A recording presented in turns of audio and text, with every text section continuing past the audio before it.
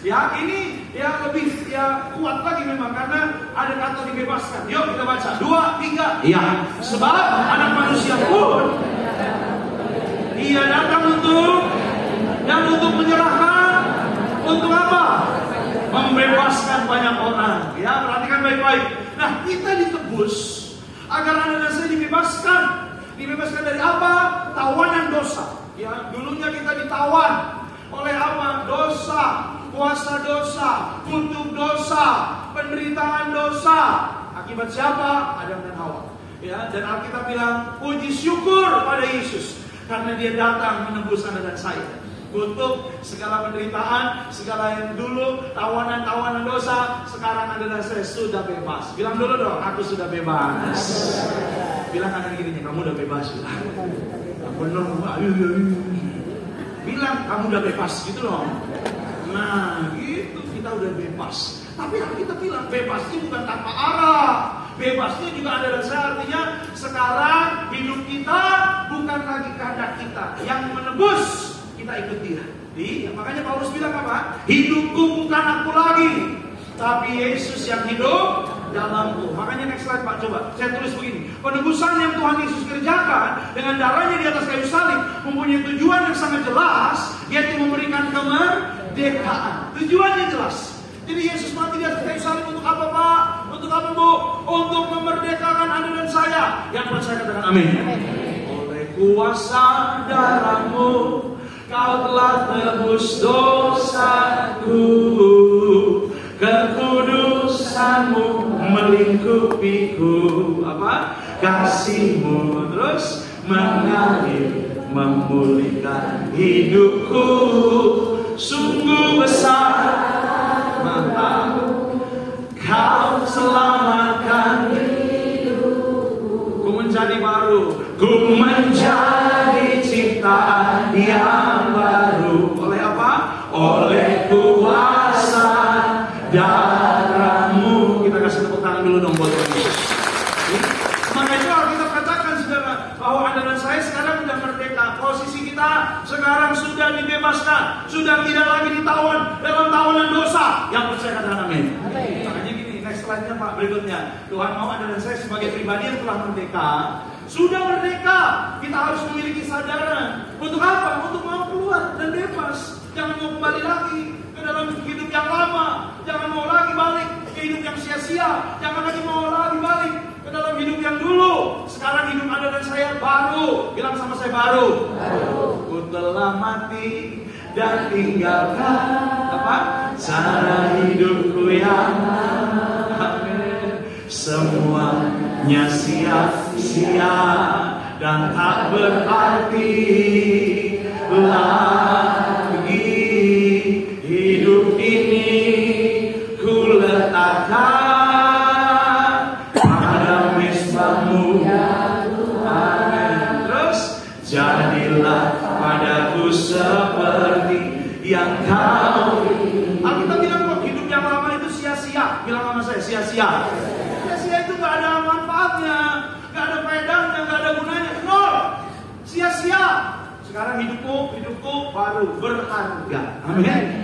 Diubah dari sia-sia jadi berharga. Maka itu kita bilang jangan mau balik lagi Bapak Ibu.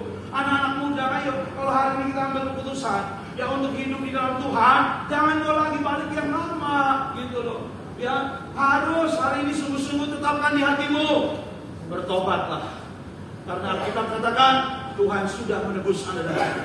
Maka hari ini keputusan kita. Galatianya coba, yuk baca 2, 3 ya. Supaya kita sungguh-sungguh apa? Kristus telah apa? Karena itu jangan mau lagi apa? Jangan mau lagi dikenakan yaitu tawanan perhambaan. Gak usah lagi, jangan mau lagi.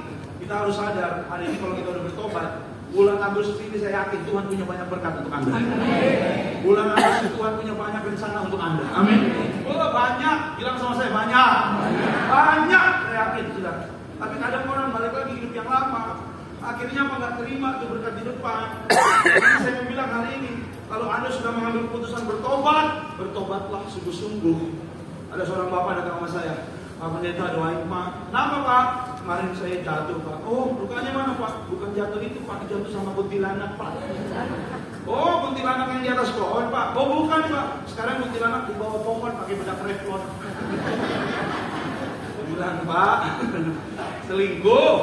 Iya Pak. Oh, ya Tuhan tolong berkati Bapak ini, beri kekuatan, bisa bertobat sungguh-sungguh. Amin. Pak, jangan dosa lagi Pak. Ya, hidup Bapak kan sudah ditebus darah Yesus. Ya, Bapak udah punya anak, udah istri, anak berapa? Anak 3 Pak. Oh, istri tahu Bapak selingkuh. Oh, kalau dia tahu saya hari ini di Pondok Rangon Pak.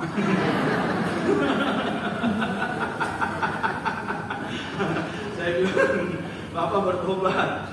Ya, oh iya Pak, amin Pak, amin. Ya, 3 minggu dia balik lagi. Pak Pendeta, oh iya gimana Pak? Jatuh lagi. Hidupnya kayak lagu dangdut.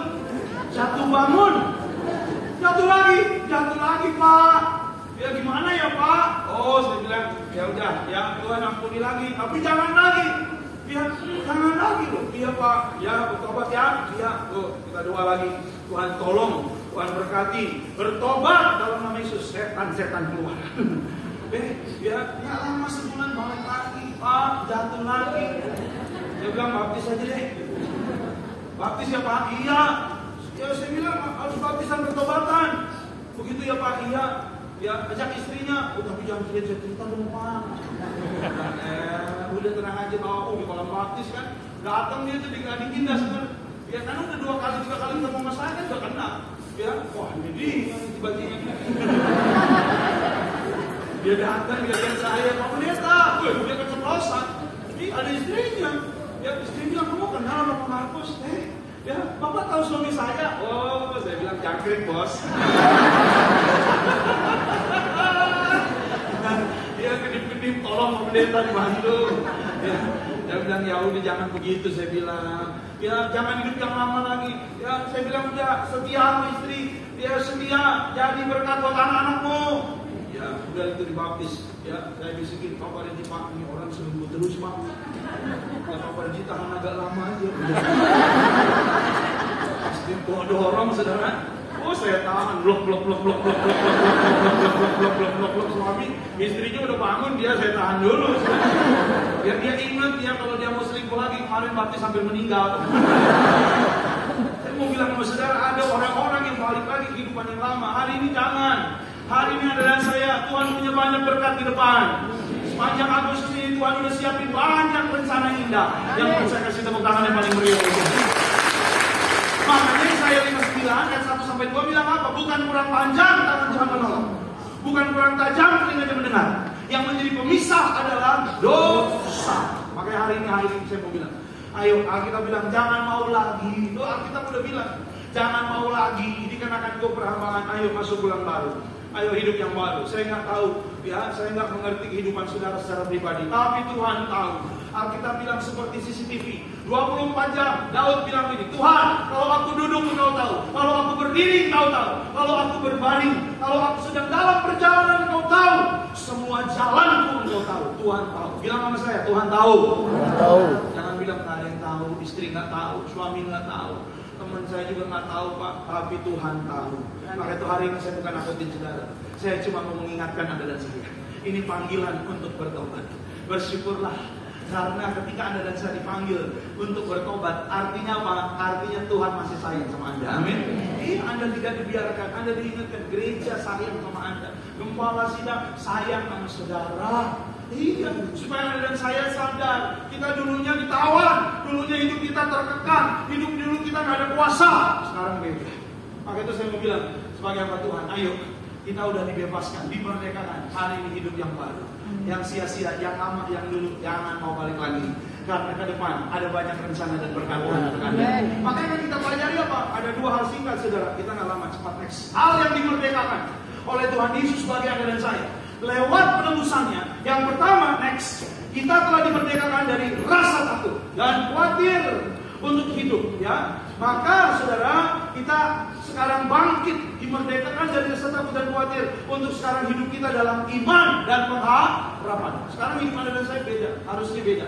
Yang ketika kita udah ditebus, kita udah lagi bukan hidup takut. Kita bilang takut, khawatir tidak menambah apa-apa dalam hidup saudara. Maka hari ini berubah. bulan Agustus, gak usah takut, gak usah khawatir. Ya, percaya pada Tuhan, punya iman. Saat ku tak melihat jalanmu, apa? Saat ku tak mengerti rencanamu, terus namun tetap ku pegang. Amin. Pengharapanku hanya, sama-sama yuk, hatiku percaya. Amin. Hatiku percaya. Hatiku percaya. Hatiku percaya. Selalu ku percaya. Yang percaya katakan amin. Yuk kita lihat ayatnya. Perhatikan baik-baik 1 Petrus 1 ayat 21. Sama-sama 2, 3. Ya, oleh dialah kamu yang telah membangkitkan dia dari antara orang mati dan yang telah memuliakannya, sehingga imanmu dan pengharapanmu apa? Ini kenapa ada Oppo di sini? Oppo. Saya bukan di endorse sama Oppo ya, saudara jangan lihat. Iya, ini salah ketik ini saudara, pasti ini saudara ya. Coba kita jangan konsentrasi ke Oppo, kita lebih ke Samsung ya, sama ke iPhone. Kenapa ada Oppo di sini? Saya aja heran. Ya, udah kita lewat aja ya. Ya, ini bukan iklan loh saudara ya. Saya bukan di endorse sama pedagang di bawah lantai 1, lantai 2 ya. Itu yang sering sama saya. Tapi yang mau kita lihat adalah gini. Oleh dialah kamu percaya, dia telah membangkitkan ya Yesus dari antara orang mati dan memuliakan, sehingga imanmu, pengharapanmu sekarang tertuju kepada Allah. Jadi hari ini kita dibebaskan. Jadi sekarang iman kita, pengharapan kita tertuju kepada Allah. Kalau tertuju kepada Allah, artinya apa? Tidak ada rasa takut lagi, tidak ada rasa khawatir lagi. Anda dan saya harus punya iman yang teguh. Yes. Sepanjang bulan Agustus aku diberkati. Amen. Apa yang aku kerjakan berhasil. Amen. Sakitku sembuh. Anak-anakku masa depannya hebat. Amen. Masa depanku juga diberkati Tuhan. Amen. Dan aku lihat bonus berkat dari Tuhan bulan Agustus. Yang percaya kasih tepuk tangan yang paling mulia. Itu yang namanya bebas dari rasa takut, khawatir. Ada senyum, ada bahagia. Tuhan mau saudara enjoy, suka cita. Banyak orang takut, banyak orang khawatir dalam hidup ini.